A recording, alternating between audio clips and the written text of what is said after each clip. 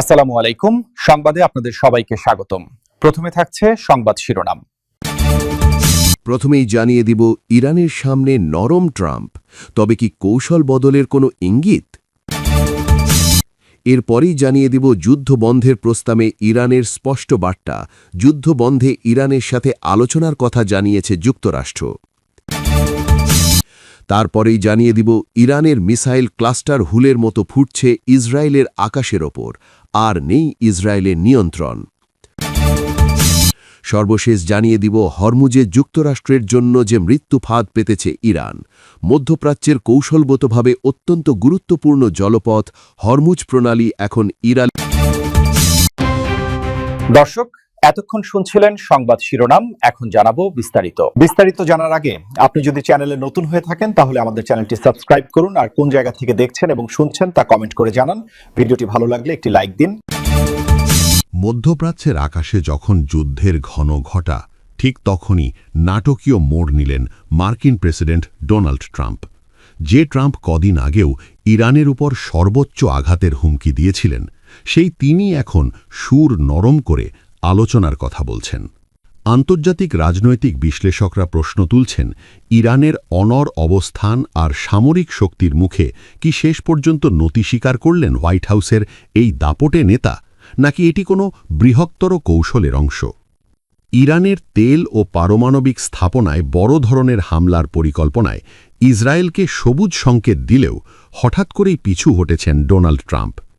নির্ভরযোগ্য সূত্র মতে ট্রাম্প এখন তেহরানের সাথে একটি পূর্ণাঙ্গ সমাধান বা গ্র্যান্ড ডিলের পথে হাঁটতে চাইছেন।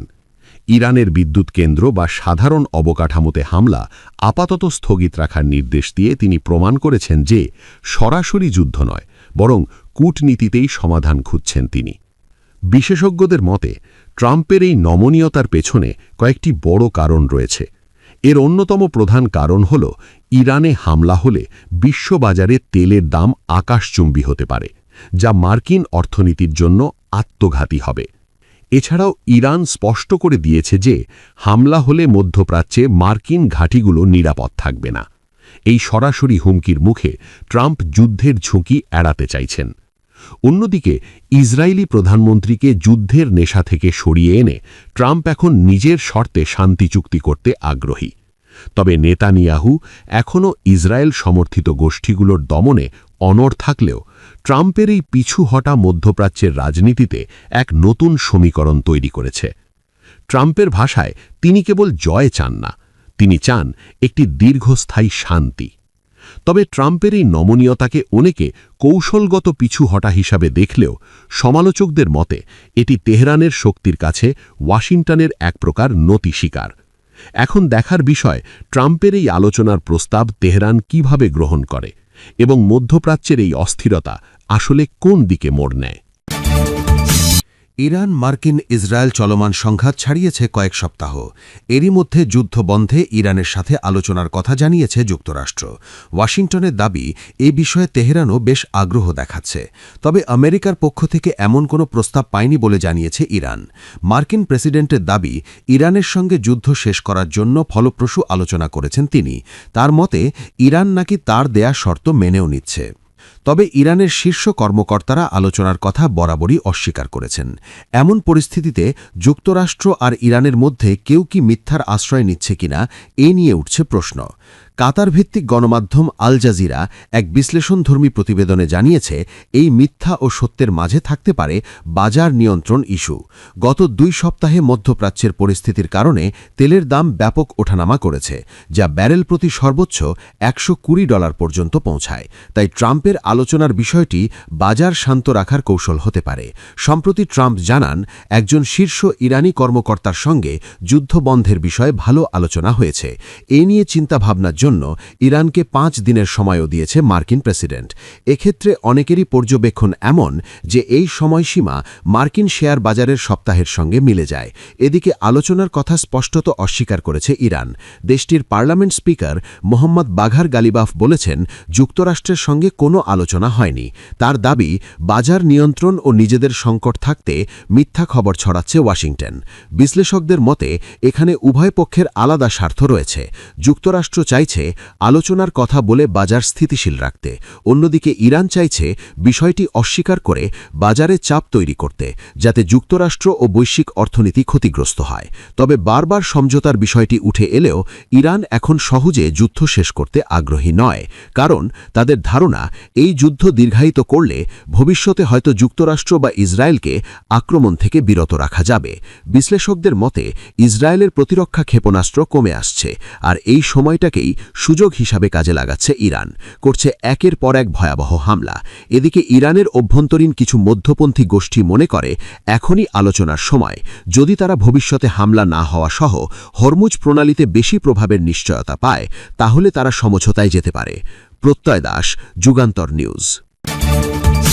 ইসরায়েলের আকাশের ওপর আর নেই ইসরায়েলের নিয়ন্ত্রণ।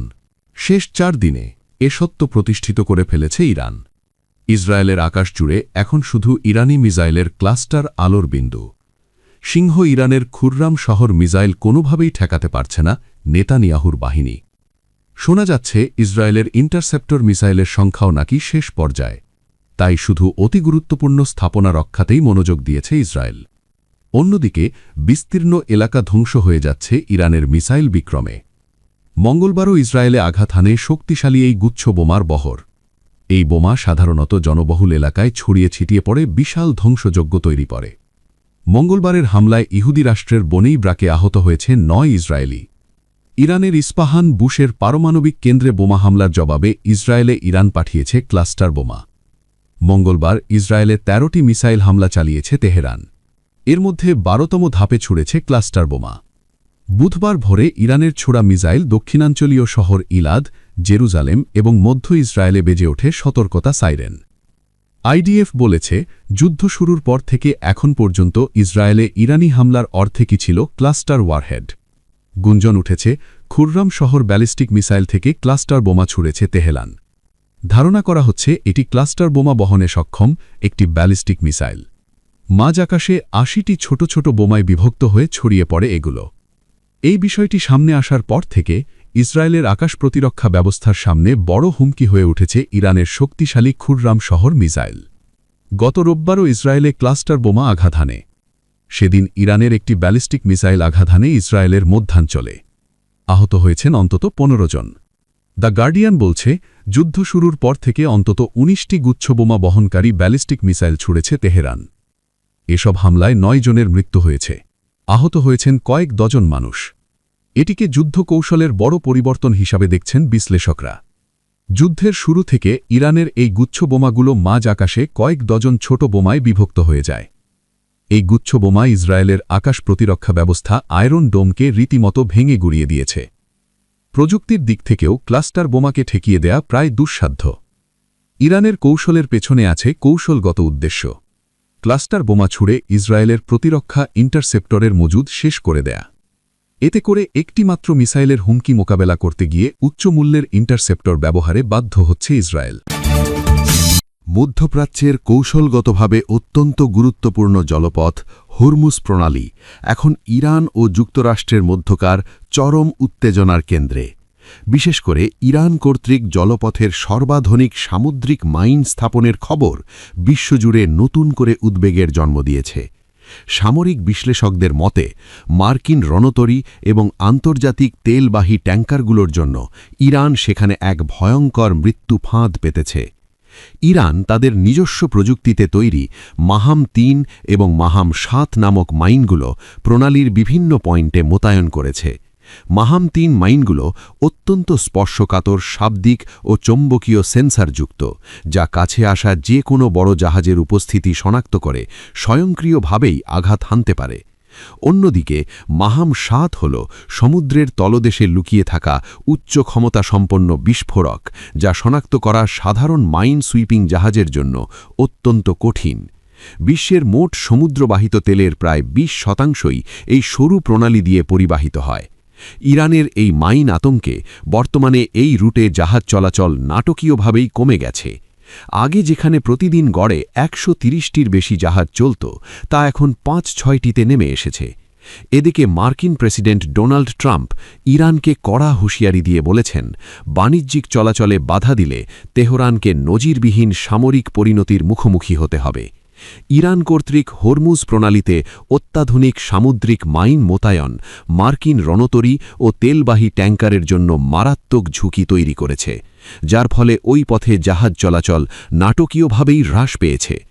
মার্কিন সামরিক সক্ষমতায় ঘাটতির মাঝে এই মাইনগুলোর শনাক্ত ও অপসারণ অত্যন্ত চ্যালেঞ্জিং হওয়ায় বিশ্ব তেলের বাজারে অস্থিরতা ও যুদ্ধের আশঙ্কা তীব্র হয়েছে। ওয়াশিংটন ও তেহরানের এই ইঁদুর বিড়াল খেলা কি শেষ পর্যন্ত বড় কোনো যুদ্ধে রূপ নেবে, নাকি পর্দার আড়ালে কোনো গোপন সমঝোতায় শান্ত হবে বিশ্ব পরিস্থিতি?